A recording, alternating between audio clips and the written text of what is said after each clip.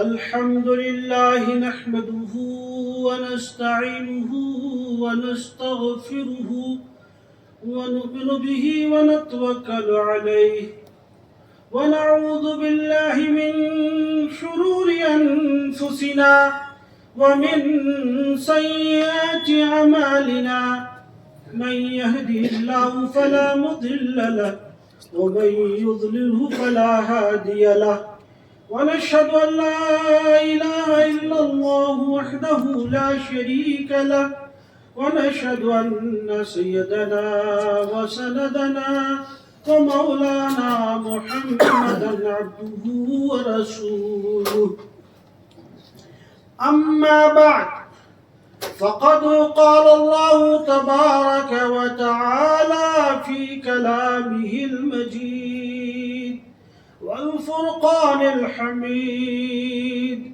فاعوذ بالله من الشيطان الرجيم بسم الله الرحمن الرحيم كنتم خير أمة أخرجت للناس تأمرون بالمعروف وتنهون عن المنكر وقال رسول الله صلى الله عليه وسلم الصحابي كالنجوم بأيهم اقتديتم اهتديتم وقال الله تبارك وتعالى في كلامه المجيد ولا تحسبن الذين قتلوا في سبيل الله أمواتا بل أحياء عند ربهم يرزقون وقال رسول الله صلى الله عليه وسلم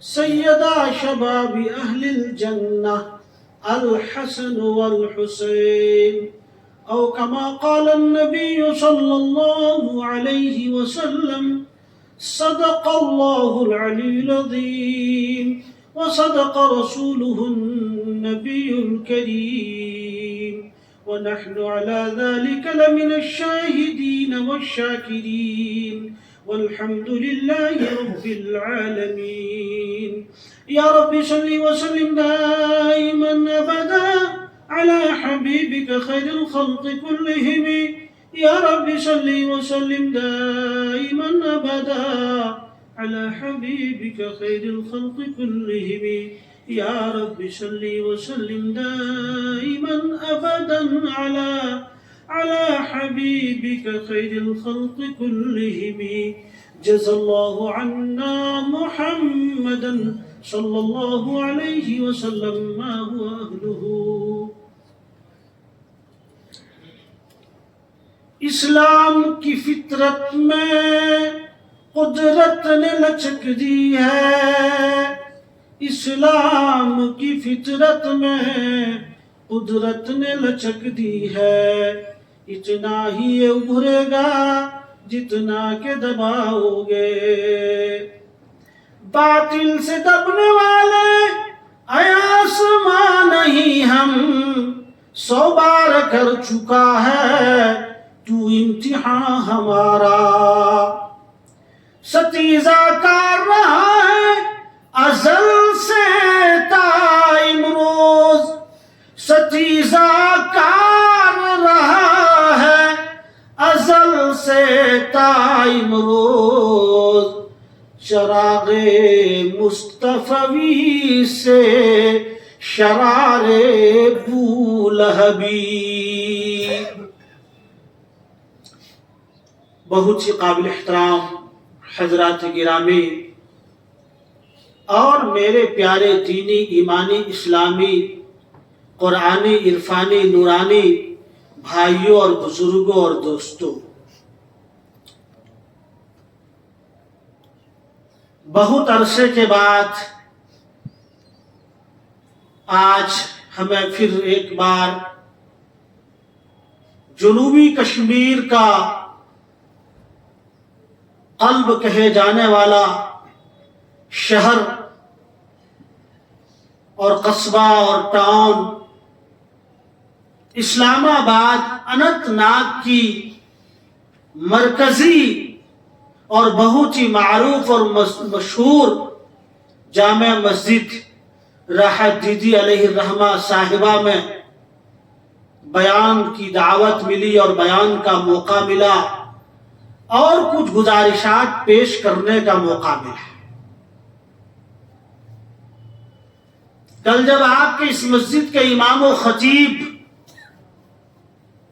اور آپ کے پیشوا اور مقتدا اور رہبر اور رہنما اور اس مسجد کے امام عالی مقام حضرت مولانا مفتی منیب صاحب حفظہ اللہ نے مجھے 4 بجے کے آس پاس فون کیا اور الیک سلیک کے بعد فوراً دعوت پیش کی کہ آپ کل رحت دیدی مسجد میں آ جائیے۔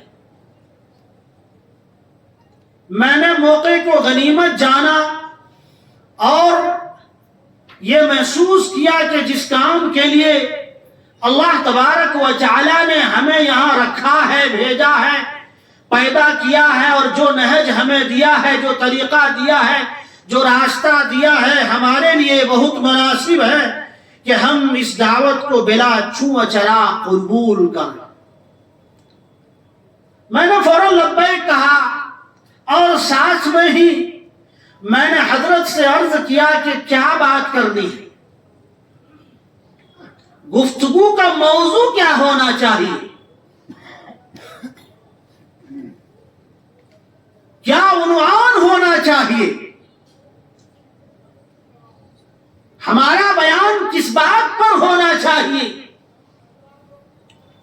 تو حضرت نے موقع اور ماحول کی مناسبت سے برجستہ کہا کہ چونکہ محرم الحرام کا مہینہ چل رہا ہے اور محرم الحرام کے مہینے میں عامتاً چونکہ پہلی ہی تاریخ تھی، پہلا ہی دن تھا، اس پہلے ہی دن میں اگر سب سے بڑی قربانی لگی تو سیدنا حضرت عمر فاروق رضی اللہ تعالی عنہ کی شہادت کا واقعہ پیش آیا، لہذا صحابہ کرام کے عنوان پر بات ہونی چاہیے، ان کے مقام مرتبے کو بیان کیا جائے، ان کی فضیلت بیان کیا جائے، ان کے کریکٹر اور ان کے کردار کو بیان کیا جائے، ان کے کارنامے کو اجاگر کیا جائے۔ پھر 10 دن نہیں ہوئے، آتے آتے جب 10ویں تاریخ یعنی تاریخی لحاظ سے میں کہہ رہا ہوں، پھر 10ویں تاریخ میں نواسۂ رسول حضرت حسین رضی اللہ تعالی عنہ کی شہادت ماں دیگر اہل خاندان کے 70 افراد کے ساتھ ان کی شہادت کا عظیم الشان واقعہ پیش آیا۔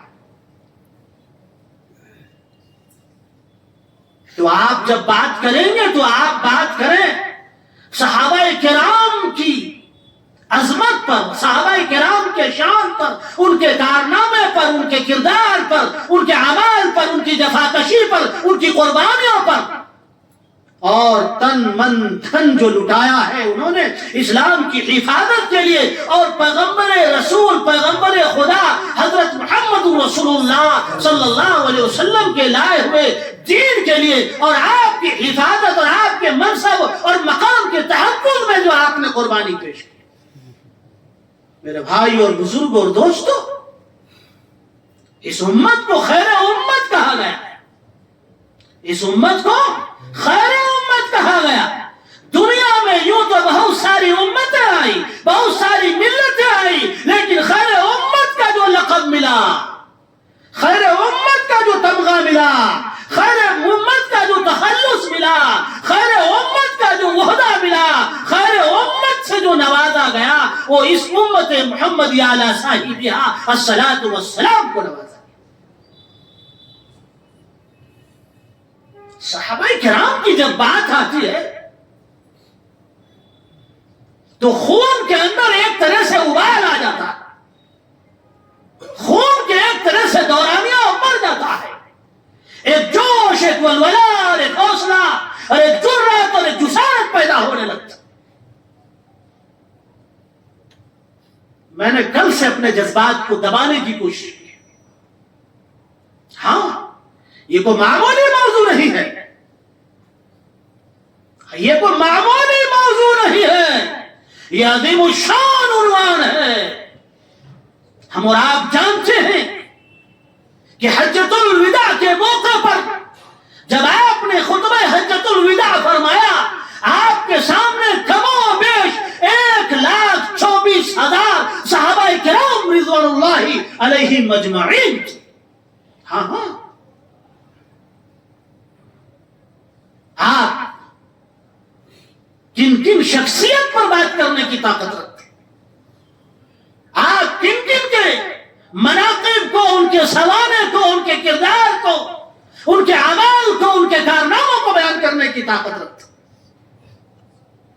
یہ ایک عظیم باب ہے، یہ بہت بڑا ٹاپک ہے، بہت بڑا ٹاپک ہے۔ اللہ اکبر! ارے انہی کی قربانیوں سے تو ہم تک یہ دین پہنچا، انہی کے کارناموں سے ہم تک دین یہ پہنچا۔ بھوکے رہے، پیاسے رہے، ننگے رہے، کم کپڑے پہنا، لیکن اسلام کو زندہ رکھا، تعلیمات کو پکڑ کر کے رکھا، ارشادات کو گلے سے لگایا اور ایک ایک ارشاد پر عمل کرتے رہے۔ ہاں، مارے گئے، ستائے گئے، ظلم سہتے رہے، پریشان ہوتے رہے، ہاں ہاں، لیکن اس کے باوجود بھی دین کے دامن کو ہاتھ سے نہیں چھوڑا، دین کے دامن کو ہاتھ سے نہیں چھوڑا۔ فرمایا کنتم خیر امت، اللہ اکبر، اخرجت للناس تأمرون بالمعروف وتنہون عن المنکر۔ تم خیر امت۔ اگر یہ دیکھا جائے کہ اس کا سب سے پہلا مشتاق کون ہے، یہ کون وہ لوگ ہیں جن مسلمانوں میں، ان خیر امت میں، جن کا سب سے اونچا مقام ہے، سب سے بلند مرتبہ ہے، سب سے بلند منصب اور عہدہ ہے اس سلسلے میں، تو ہمیں یہ معلوم ہو جائے گا کہ یہ صحابہ کرام کی جماعت ہے۔ کن کی جماعت ہے؟ صحابہ کرام کی جماعت ہے۔ چونکہ سب سے پہلے مصداق اور سب سے پہلے مخاطب اس آیت کریمہ کے صحابہ کرام کون ہیں؟ صحابہ کرام۔ اس کے بعد دوسرے لوگ ہیں جو پھر ان کے بعد ان کے نقش قدم پر چلیں گے، جو ان کے لائے ہوئے دین پر چلیں گے، جنہوں نے جس دین کا تحفظ کیا، حفاظت کی، اس پر چلیں گے، اس کے بعد وہ لوگ۔ لیکن مقام اور مرتبے اور منصب کے اعتبار سے اگر ہم غور کریں اور اگر ہم دیکھیں تو سب سے پہلا مقام اور بلند مقام اور عہدہ اور منصب جو رکھتا ہو وہ صحابہ کرام رضوان اللہ علیہ مجمعین کا مقام ہے۔ اول مقام صحابہ کا ہے، اول مقام صحابہ کا۔ حضرت رسول اکرم صلی اللہ علیہ وسلم نے اسی لیے ارشاد فرمایا اصحابی کالنجوم، میرے صحابہ ستاروں کی طرح ہے۔ کس طرح ہے؟ ہاں ہاں، ستاروں کی طرح میرے صحابہ ہیں۔ بِأَيِّهِمْ اقْتَدَيْتُمْ اهْتَدَيْتُمْ، ان میں سے کسی ایک کی بھی اگر تم نے اقتداء کر لی تو تم ہدایت یافتہ ہو جاؤ۔ تم کیا ہو جاؤ گے؟ ہدایت یافتہ۔ پیارے آقا نے ستارہ کن کو بتایا؟ یا ہم انگریزی میں کہیں تو سٹار کن کو بتایا؟ صحابہ کو ستار بتایا۔ کس کو بتایا؟ صحابہ کو ستار بنایا، صحابہ کو ستار بتایا۔ لیکن آج ہم ستارے کن کو کہتے ہیں؟ ہم ستار کن کو کہتے ہیں؟ ناچنے والے کا ستار،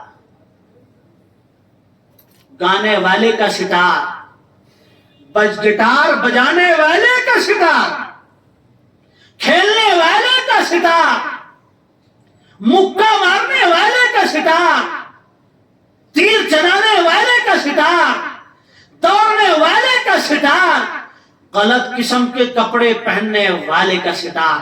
اور ہمارے نوجوان انہی ستاروں کو مانتے ہیں، ہمارے نوجوان انہی ستاروں کو مانتے ہیں۔ ان سے پوچھا جاتا ہے کہ یہ پاجامہ کیوں اوپر ہے تو کہتے ہیں کہ فلانے ستارے کا یہی سٹائل ہے۔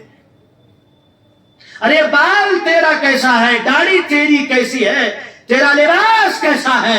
تو کہا جاتا ہے کہ فلانا جو آدمی ہے، فلانا سٹار، فلانا ہیرو، اور فلانا زیرو، اور فلانا گانے والے، فلانا بجانے والے، اور فلانا جو ہے ناچنے والے، اکھر رکھنے والے، اس کا یہ سٹائل ہے، لہذا میرا بھی یہ سٹائل ہے۔ ہمارے مسلم نوجوان آج یہ کہتے ہیں، کوئی زبان سے اگر نہیں کہتا ہے تو زبان حال سے کہتا ہے، زبان حال سے۔ اگر زبان قال سے نہیں کہتا لیکن زبان حال سے کہتا ہے، اپنے اعمال سے کہتا ہے، اپنے کردار سے کہتا ہے، اپنے ادوار سے کہتا ہے، اپنے طریقے سے کہتا ہے، اور اپنے لباس و پوشاک سے کہتا ہے، اپنی چلت پھرت سے کہتا ہے، اپنے اٹھنے بیٹھنے سے کہتا ہے، اپنے سونے جاگنے سے کہتا ہے، اپنی زندگی گزارنے کے طریقوں سے کہتا ہے، انا للہ و انا الیہ راجعون۔ بھائیو، حالانکہ وہ ستارے نہیں، اس کو تو دنیا والوں نے ستارہ کہا۔ ہاں، وہ ستارے ہو سکتے ہیں اپنے میدان کے، ہم یہ نہیں کہتے ہیں کہ نہیں ہے، اپنے میدان کے ہو سکتے ہیں، لیکن ہمارے لیے کامیابی اور کامرانی کس میں ہے؟ صحابہ کو ستار ماننے میں کامیابی، صحابہ کو ستارے ماننے میں کامیابی ہے، اس لیے کہ پیارے آقا جن کی بات پکی اور سچی ہوتی ہے، جن کی بات وحی ہوتی ہے، اس پیارے آقا نے سید الانبیاء والمرسلین احمد مجتبیٰ محمد مصطفیٰ حضرت محمد الرسول اللہ صلی اللہ علیہ وسلم نے جو ارشاد فرمایا وہ یہ فرمایا کہ اصحابی کالنجوم، میرے صحابہ ستارے، میرے صحابہ کیا ہے؟ ہاں، اور ساتھ میں آگے لگا دیا، ساتھ لفظوں میں کہہ دیا کہ تم میرے صحابہ میں جس کی بھی اقتدا کرو گے تم ہدایت پر رہو گے۔ کس پر رہو گے؟ اب بتائیے، ہدایت یافتہ صحابہ کے ماننے والے ہیں یا ہدایت یافتہ ان دوسرے حضرات کا جن کا میں نے تذکرہ کیا ان کا کیریکٹر اپنانے والے ہیں؟ ظاہر ہے پیارے آقا حضرت محمد رسول اللہ صلی اللہ علیہ وسلم کے فرمان کے مطابق جو صحابہ کے طریقے پہ چلے گا، جو صحابہ کو ستارے سمجھے گا اور ستارہ سمجھے گا اور ستار سمجھے گا اور ان کے طریقے پر جو رہے گا اور ان کی اقتدا کرے گا، وہی کامیاب اور کامران ہوں گے اور ہدایت یافتہ ہوں گے۔ اس لیے کہ صحابہ نے براہ راست ڈائریکٹ بغیر کسی خلل کے اور بغیر کسی واسطے کے حضرت محمد رسول اللہ صلی اللہ علیہ وسلم سے دین سیکھا، شریعت سیکھی، قرآن سیکھا، حدیث سیکھی، شریعت مطہرہ کو ایک ایک کر کے سیکھا۔ ہاں، ہمیں دین کون بتائے گا؟ ظاہر ہے ہمیں دین صحابہ بتائے گا۔ ہاں، چونکہ انہوں نے عملی طور سے حضرت رسول اکرم صلی اللہ علیہ وسلم سے دین سیکھا، عملی طور سے۔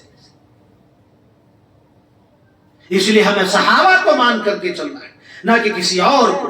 ظاہر ہے اس آیت کریمہ سے یہ پتا چل گیا، اس حدیث سے یہ پتا چل گیا اور اندازہ ہو گیا، اس حدیث سے اندازہ ہو گیا کہ صحابہ کا کتنا بڑا مقام، جن کو مقام اور مرتبہ خود حضرت محمد رسول اللہ صلی اللہ علیہ وسلم نے اپنی زبان نبوت سے عطا فرمائی، اپنی زبان نبوت سے عطا فرمائی۔ کتنا اونچا مقام ہے۔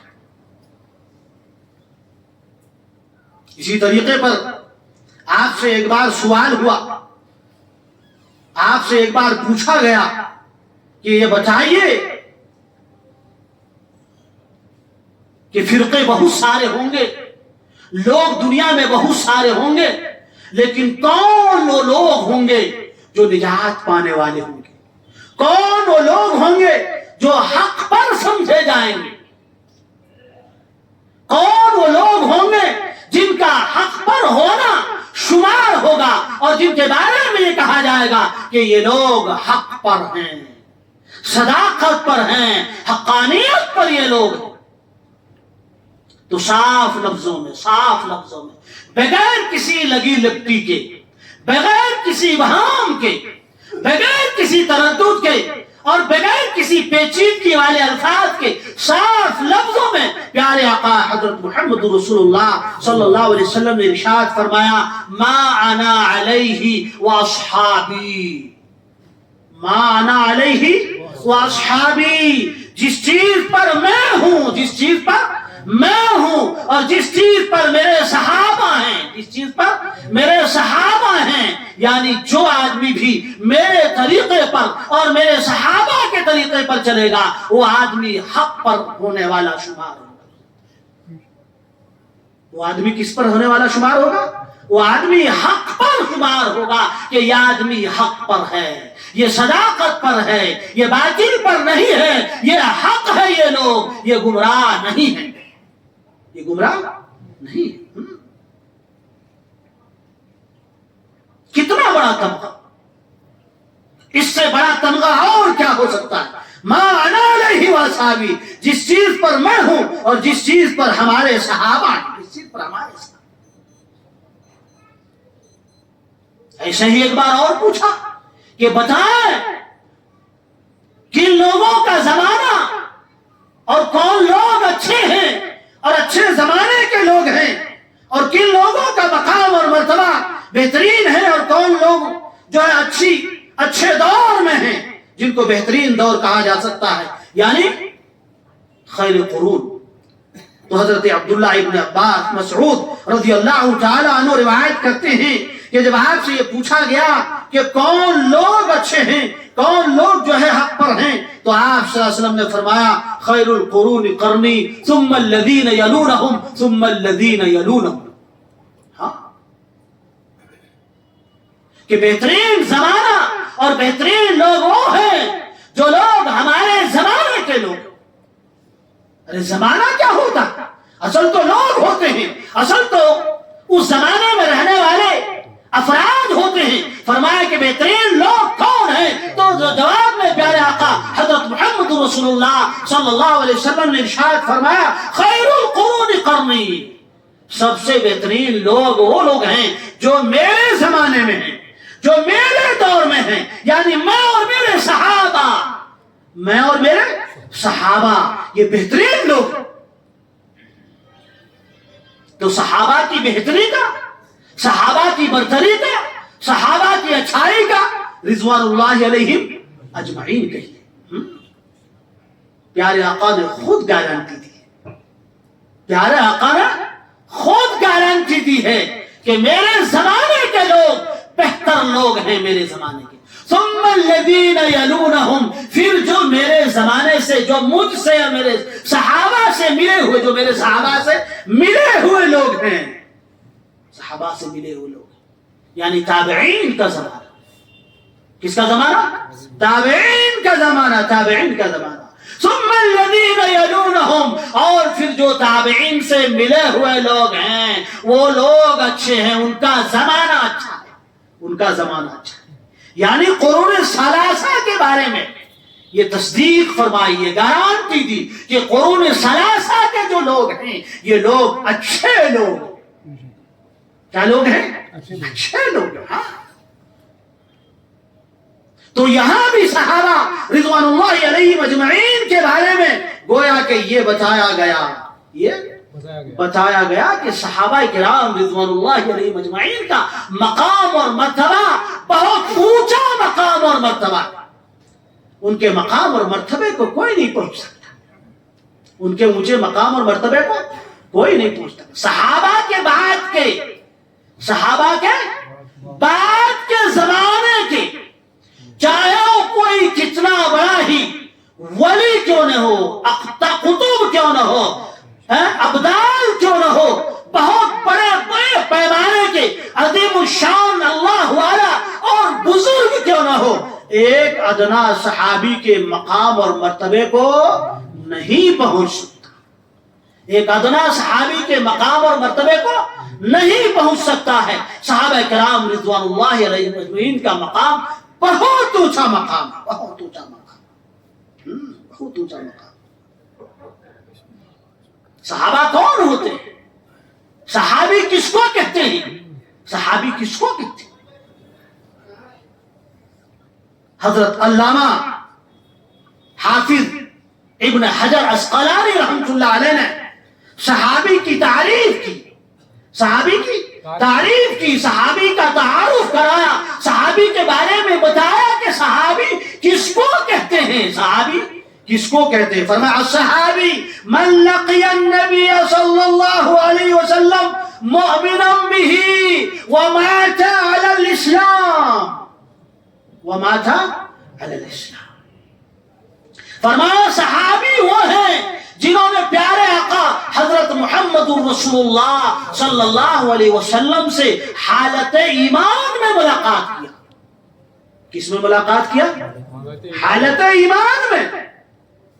یعنی اگر کوئی ملاقات تو کرتا ہے، ملتا ہے، دیدار بھی کرتا ہے، زیارت بھی کرتا ہے، ملاقات کرتا ہے، لیکن ایمان نہیں رکھتا، وہ صحابی نہیں ہو سکتا، وہ صحابی نہیں ہو سکتا۔ صحابی ہونے کے لیے ایمان کے ساتھ ملاقات کرنا ضروری ہے، ایمان کے ساتھ ملاقات کرنا کیا ہے؟ ضروری ہے۔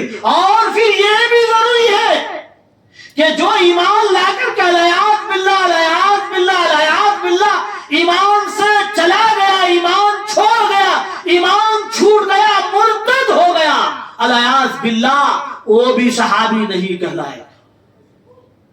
چونکہ دوسری شرط یہ ہے کہ وَمَاتَ عَلَى الْإِسْلَامِ، انتقال ان کا ہوا ہو اسلام پر، یعنی حالت ایمان میں دنیا سے رخصت ہوا ہوا۔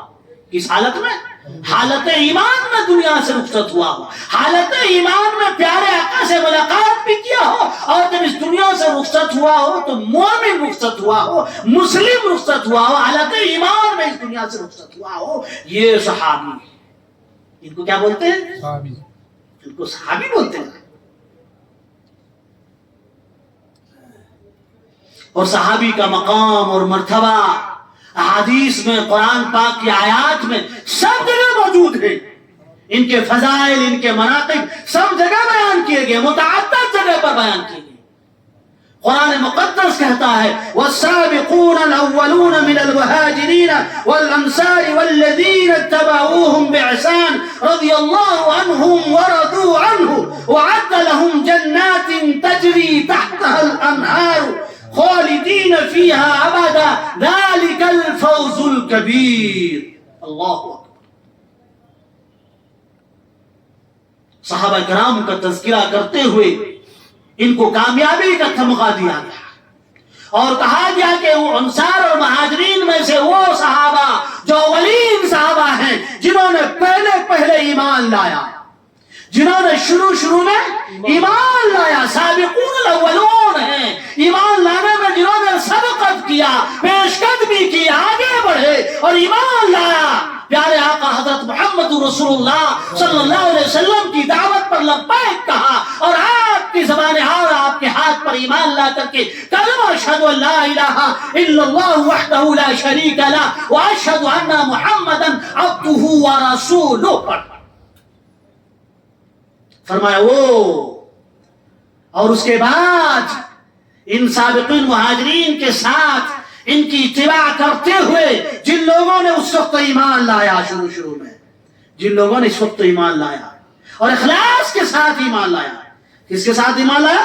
اخلاص کے ساتھ ایمان لایا، تمغہ ملا انہیں۔ فرمایا رضی اللہ عنہم، اللہ ان سے راضی ہو گئے، ان سابقون الاولون سے۔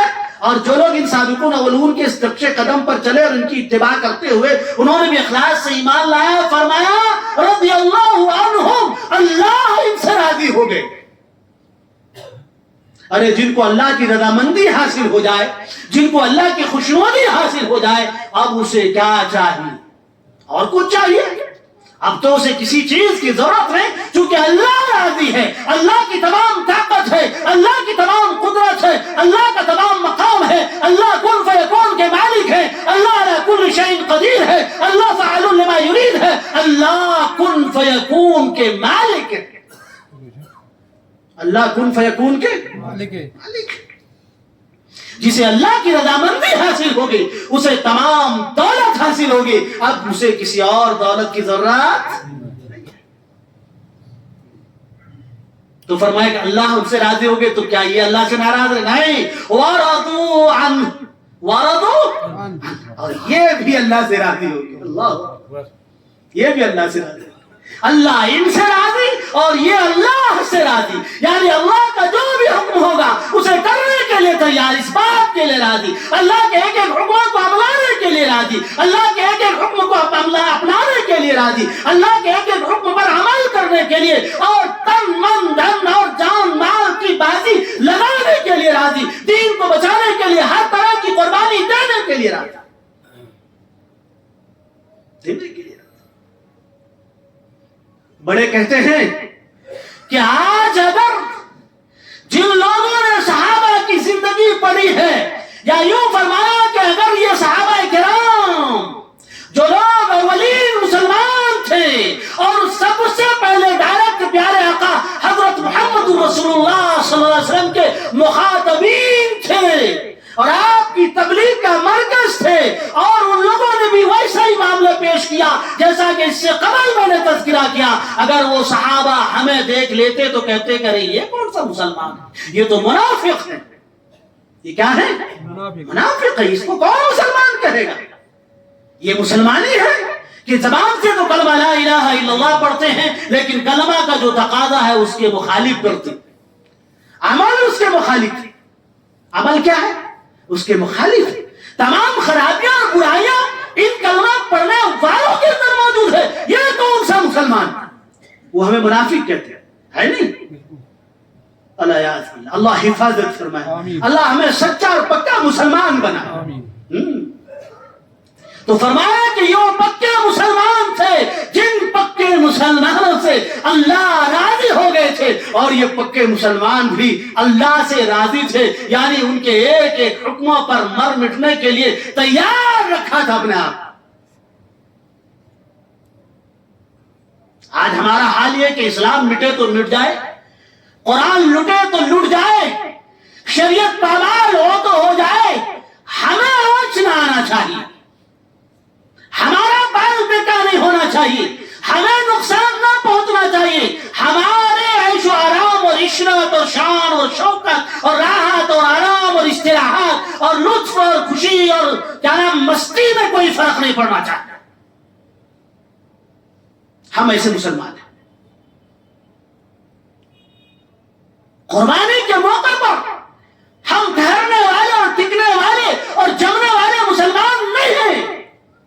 कुर्बानी के मौके पर जो कुर्बानी मांगी जाती थी, तो कुर्बानी के मौके पर डटने वाले मुसलमान जो थे वो सहाबा थे। कौन थे? सहाबा थे रिज़वानुल्लाहि अलैहिम अजमईन। इसीलिए अल्लाह तबारक व तआला ने पहला तमगा तो ये दिया कि अल्लाह उनसे राजी और वो उनसे राजी, और दूसरा इनाम फिर ये दिया, इनाम दुनिया का नहीं, इनाम आखिरत का। कहां का? आखिरत का। दुनिया का इनाम जो भी इनाम होता है, ये इनाम पायदार नहीं होता, इसमें मुदावमत नहीं होती, इसमें हमेशगी नहीं होती, इसमें पायदारी नहीं होती, ये हमेशा के लिए नहीं होता। दुनिया का इनाम छिन जाता है, छूट जाता है, लूट जाता है, खत्म हो जाता है, मुंदमिर हो जाता है, पोसीदा हो जाता है, पुराना हो जाता है। सही है ना? हाँ, आखिरत की नियामत, क्योंकि उन्होंने जो सौदा किया था, उन्होंने जो सौदा किया था, सहाबा ने अपने आप को जन्नत के बदले में बेच दिया था। उन्होंने अल्लाह जन्नत के बदले में अल्लाह से क्या कर दिया था? सौदा कर लिया था, बेच दिया था।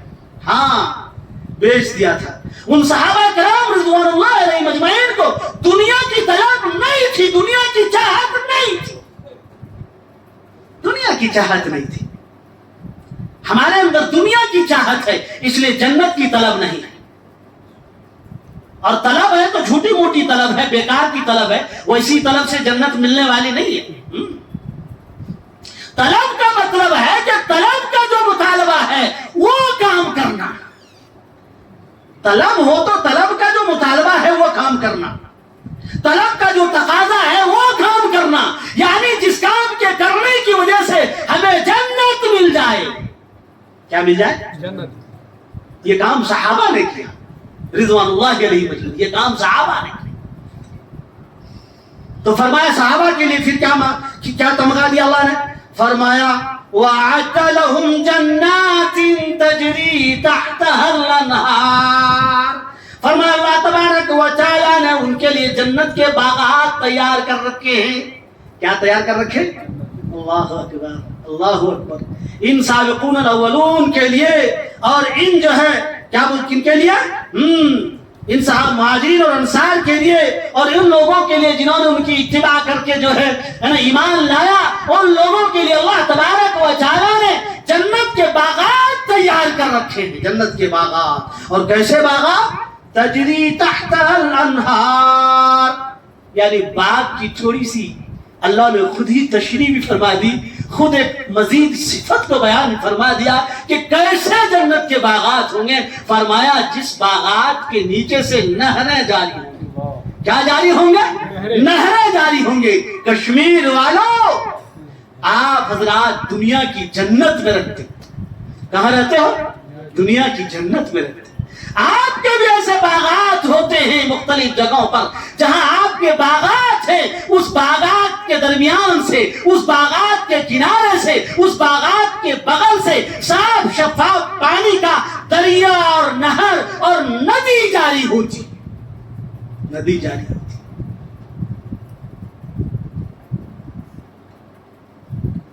لیکن یہ نسبت خاکڑا بعالم پاک، یہ تو ہم لوگوں نے اس کو جنت کا، اللہ نے تو کشمیر کو جنت نہیں کہا، مت کہا۔ یہ ہم میں سے کسی نے کہا کہ اگر برزمی بہشت است یا فردوس است، ہمیں است کہ اگر دنیا میں کوئی جنت ہے تو یہ ہے اور یہ ہے، یہ ہے، لیکن یہ کوئی جنت نہیں ہے۔ اس جنت سے تو ہمیں جانا پڑے گا۔ اصلی جنت وہ ہے جس جنت میں جب آپ جائیں گے، آمین کہیے، اللہ ہم سب کو جنت نصیب فرمائے۔ دوستو اس جنت سے کوئی واپس نہیں آئے گا۔ فرمایا جنات تجری تحت الانہار، کب تک رہیں گے؟ فرمایا خالدین فیہا ابدا، اس جنت میں ہمیشہ ہمیش رہیں گے، اس جنت میں ہمیشہ ہمیش رہیں گے۔ کشمیر میں اگر 4 کنال پہ بھی آپ کا مکان ہو تو وہ بھی چھوڑ کے جانا پڑے گا، سب کچھ چھوڑ کے جانا پڑے گا، سب کچھ یہی رہے گا، آپ کے ساتھ خوش نہیں جائے گا۔ اگر جائے گا تو وہ عمل وہ آپ کا اپنا عمل ہوگا، کیا ہوگا؟ بس عمل ہوگا، عمل کے بغیر کچھ آپ کے ساتھ جانے والا نہیں ہے۔ تو صحابہ کرام کے لیے جنت کا وعدہ کیا گیا، اور ایسی جنت جس جنت میں ہمیشہ رہے، جس جنت میں ہمیشہ رہے۔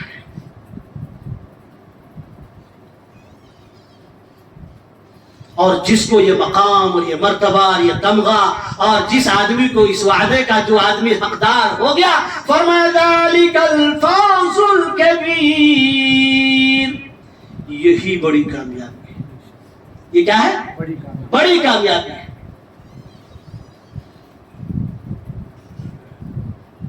ابھی کل پرسوں ایک غیر ایمان والے کی شادی تھی۔ کیا تھی؟ غیر ایمان والے کی شادی تھی۔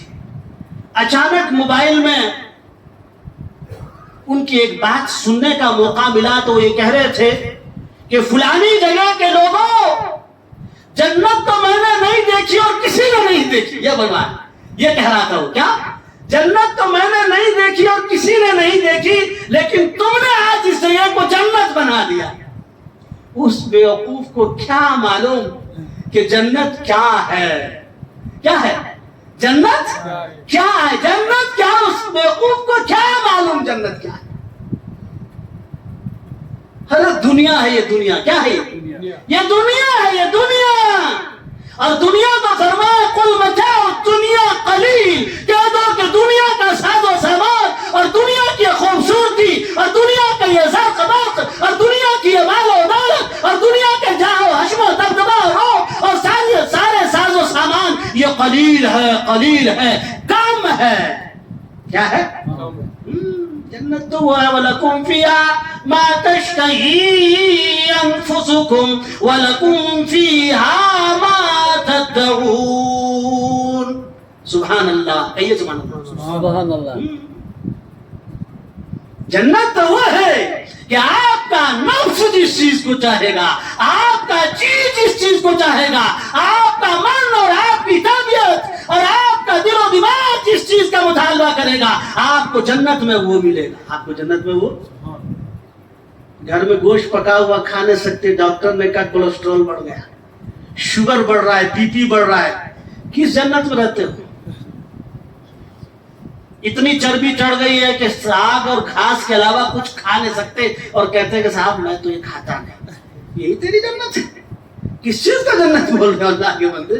सुभान अल्लाह। कल ही मैं पढ़ रहा था, सुन रहा था किताब में, कहा कि जन्नत में बोल बराज तो दूर की बात है, आपके नाक से भी कोई पानी नहीं गिरेगा, आपके नाक से भी कोई पानी नहीं गिरेगा। हाँ, बस खुशबूदार महकता हुआ पसीना आएगा आपको और आपने जो कुछ खाया है वो हजम हो जाएगा। जन्नत में जब आप ताल्लुक ज़ौजियत कायम करेंगे वहां पर, तो उस ताल्लुक की बुनियाद पर आपको नापाक पानी भी आपके जिस्म से नहीं आएगा और दुनिया से ज्यादा लुत्फ आएगा जन्नत में। किस चीज की हम बात करते हैं? इसीलिए मैंने कहा ना कि जे निस्बत खाक रबा आलम पाक, वो तो एक दूसरा आलम है, वो एक दूसरी दुनिया है, वो दूसरी जगह है, उसका मुकाबला यहां से नहीं किया जा सकता। और वो जन्नत ईमान वालों को, सहाबा को अल्लाह तबारक व तआला अता फरमाएंगे और उस जन्नत में हमेशा हमेशा रहेंगे। क्या रहेंगे? हमेशा हमेशा एक ईमान वाला और सहाबा और ताबीन और नेक लोग और मुत्तकीन और औलिया, ये सारे लोग उसमें रहेंगे। क्योंकि असल में यार क्या है? इन्न अकरमकुम इंदल्लाहि अत्काकुम, तुम में से सबसे ज्यादा मुकर्रम और मुहतरम और मुअज़्ज़ज़ वो शख्स है जो तुम में से सबसे ज्यादा मुत्तकी और परहेजगार है, तकवा वाला है। और हम में से भी सबसे ज्यादा तकवा वाला सहाबा की जमात। कौन लोग हैं? सहाबा हैं हमारे से ज्यादा तकवा और तहारत वाले। तो मेरे भाइयों, बुजुर्गों और दोस्तों, हमें सहाबा किराम रिज़वानुल्लाहि अलैहिम अजमईन की कदर करनी चाहिए। ईमान लाने की बुनियाद पर किस कदर वसत आएगी? अगर आप तारीख पढ़ेंगे तो आपको अंदाजा होगा। गरम और तपती रेत पर लिटा करके सीने पर पत्थर के भारी चट्टान रखे जाते थे, आग रखा जाता था, मारा जाता था, पीटा जाता था, जो भी जुल्म कर सकते थे तमाम जुल्म को रवा और जायज और दुरुस्त ठहराया जाता था। लेकिन उसके बावजूद भी ये सहाबा ईमान छोड़ने के लिए तैयार नहीं थे, ईमान को गले लगा रखा था। यानी जान, माल, अहल, औलाद सब कुछ कुर्बान करने के लिए तैयार ही नहीं, बल्कि सआदत समझते थे। क्या समझते थे? सआदत समझते थे, खुशी महसूस करते थे, फख्र महसूस करते थे कि अल्लाह तबारक व तआला हमारी जान को अल्लाह अपने रास्ते में कबूल फरमाए। सआदत समझते थे इस चीज। इसीलिए हमें कहा गया कि सहाबा की बड़ी कुर्बानी है। सहाबा की क्या है? बड़ी कुर्बानी है। सहाबा किराम को बुरा भला ना कहो, सहाबा किराम को क्या ना कहो?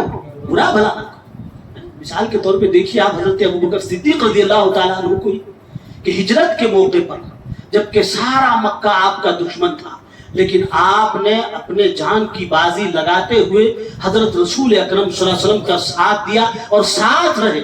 मुमकिन है उनके साथ रहने की वजह से वो भी इताब का शिकार होते। फिर जब गार में गए हैं तो सांप ने डसा भी, सांप ने डस भी लिया, जहर आलूद हो गए, जहर चढ़ गया, उसके बावजूद भी प्यारे आका को महसूस होने नहीं दिया कि मबादा आका को कोई तकलीफ न पहुंचे।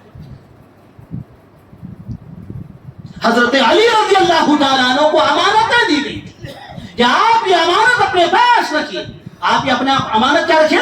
अपने पास रखिए और लोगों को अमानतें दे दीजिएगा।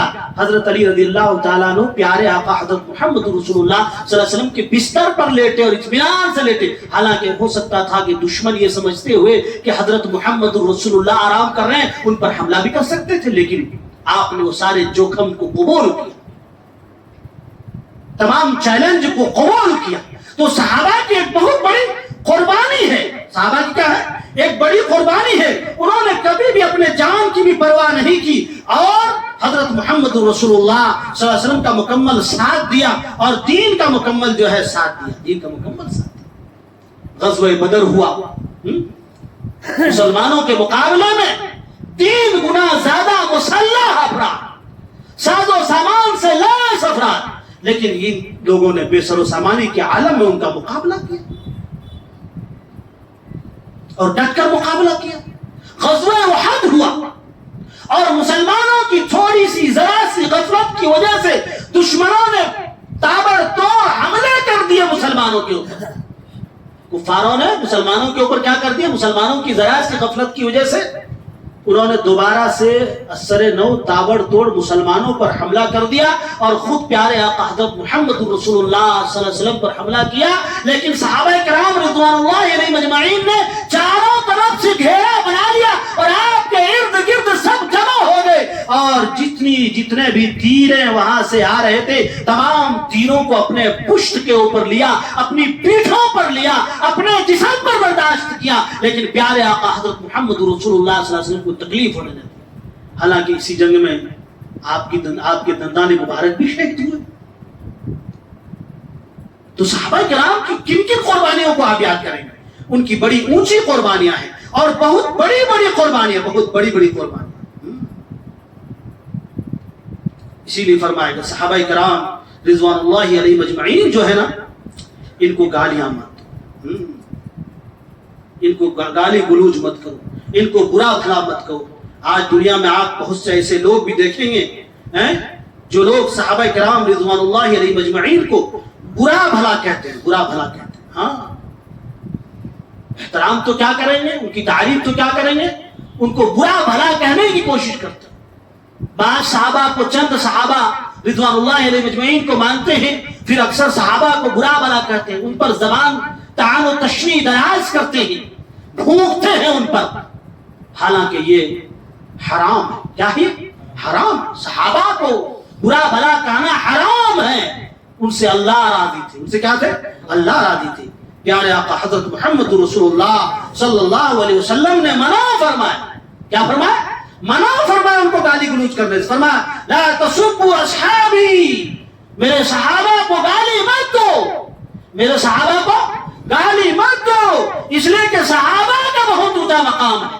کتنا اونچا مقام؟ فرمایا فوالذی نفسی بیدہ، اس ذات کی قسم جس کے ہاتھ میں میری جان ہے، لو ان احدکم انفق مثل احد، فرمایا اگر تم میں سے کوئی آدمی احد پہاڑ کے برابر بھی، مثل احد ذهبا، احد پہاڑ کے برابر بھی سونا خرچ کرتا، اگر تم میں سے کوئی آدمی احد پہاڑ کے برابر، پہاڑ احد کا پہاڑ، جو لوگ حج کے لیے گئے ہیں، عمرے کے لیے گئے ہیں، انہوں نے احد کا پہاڑ دیکھا ہوگا، مدینہ پاک میں انہوں نے احد کے پہاڑ کو دیکھا ہوگا، تو فرمایا کہ اگر احد کتنا اونچا اور کتنا لمبا سلسلہ احد پہاڑ کا ہے، ہم سونے کا زیور اپنے گھر والوں کو نہیں دے سکتے، یا معمولی سونا خریدنے میں بہت مال خرچ کرنا پڑتا ہے۔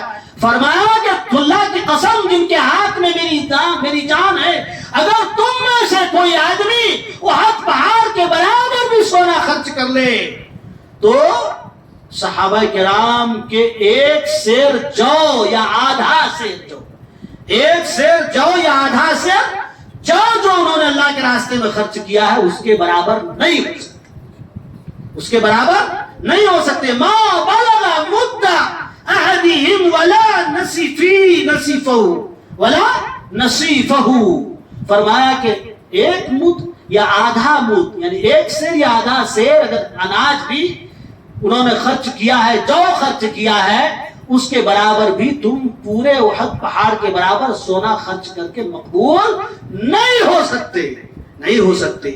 اس لیے صحابہ کو گالی دینے کی کوشش ہرگز نہ کریں، ہاں صحابہ کو نہ کریں۔ پیارے آقا حضرت محمد رسول اللہ صلی اللہ علیہ وسلم نے صحابہ کرام سے محبت کی ترغیب دی۔ کس کی ترغیب دی؟ محبت کی ترغیب دی کہ ان سے محبت کرو۔ آپ صلی اللہ علیہ وسلم نے ارشاد فرمایا کہ جو شخص بھی میرے صحابہ سے محبت کرے گا اللہ ان سے محبت کرے گا، جو میرے صحابہ سے محبت کرے گا اللہ ان سے محبت کرے گا۔ کیا ہم نہیں چاہتے کہ اللہ ہم سے محبت کرے؟ ظاہر ہے ہم سب لوگ چاہتے ہیں کہ اللہ ہم سے محبت کرے. اگر ہم یہ چاہتے ہیں کہ اللہ ہم سے محبت کرے تو ہم پیارے آقا حضرت محمد رسول اللہ صلی اللہ علیہ وسلم کی محبت کے ساتھ ساتھ جو ان کے رفقا اور ان کے صحابہ اور ان کے ایمان والے جانسار ساتھی اور صحابی تھے ان سے محبت کریں. ان سے کیا کریں؟ محبت کریں. اگر آپ ایسا کرنے والے ہو گئے تو اللہ آپ سے محبت کرے گا. کیا کرے گا؟ اللہ بھی آپ سے جو ہے محبت کرے گا. اور جو ان سے بغض رکھے گا، فرمایا اور جو صحابہ سے بغض رکھے گا تو اللہ تبارک و تعالیٰ ان سے بغض رکھے. اللہ تبارک و تعالیٰ ان سے. اسی لیے ایک اور حدیث میں اللہ کے نبی حضرت محمد رسول اللہ صلی اللہ علیہ وسلم نے ارشاد فرمایا اللہ اللہ فی اصحابی لا تتخذهم غرضا بعدی فمن احبهم فبحبی احبهم ومن ابغضهم فببغضی ابغضهم ومن اذاهم فقد اذانی ومن اذانی فقد اذى اللہ ومن اذى اللہ یوشک ان یأخذہ. پیارے آقا حضرت محمد رسول اللہ صلی اللہ علیہ وسلم فرمایا اللہ سے ڈرو، اللہ سے ڈرو. کس سے ڈرو؟ اللہ سے ڈرو، اللہ سے ڈرو. اور دیکھو سنو، میرے بعد میرے صحابہ کو تار و تشنیع نہ کرنا، ہدف تنقید نہ بنانا، ان کو برا بھلا نہ کہنا، ان کو برا بھلا نہ کرنا. فرمایا جس نے ان سے محبت کی میری محبت کی وجہ سے اور جس نے ان سے بغض کی میری بغض کی وجہ سے، فرمایا اور جس نے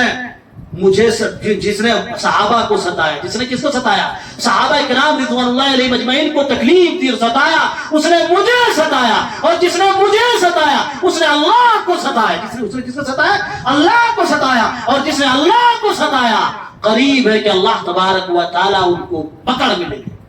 اللہ تبارک و تعالیٰ ان کو اپنی گرفت میں لے لے، اپنی پکڑ میں لے لے. اس لیے میرے بھائیو بزرگوں دوستو، صحابہ پر زبان مت کھولو، صحابہ کا اکرام کرو، صحابہ کا احترام کرو، ان کو دعائیں دو، ان کے لیے اثار ثواب کرو، اور ان کو اپنا احسان مند سمجھو کہ انہی کی قربانیوں کی وجہ سے، انہی کی جفاکشی کی وجہ سے اور انہی کی جو ہے کہ ہم توجہات کی وجہ سے اور بے پناہ ظلم برداشت کر کے اسلام کو اپنے ہاتھ میں قائم اور مضبوطی کے ساتھ پکڑنے کی وجہ سے آج ہمارے ہاتھ میں قرآن ہے، اسلام ہے اور دین شریعت ہے اور دین مطہرہ ہے اور پیارے آقا حضرت محمد رسول اللہ صلی اللہ علیہ وسلم کی تعلیمات ہے. اللہ تبارک و تعالی ہم سب کو کہنے سننے سے زیادہ عمل کی توفیق عطا فرمائے. باتیں تو اور بھی کہنی تھی، ایک ہی موضوع پر تھوڑی سی بات ہو سکی، آگے جو بات اور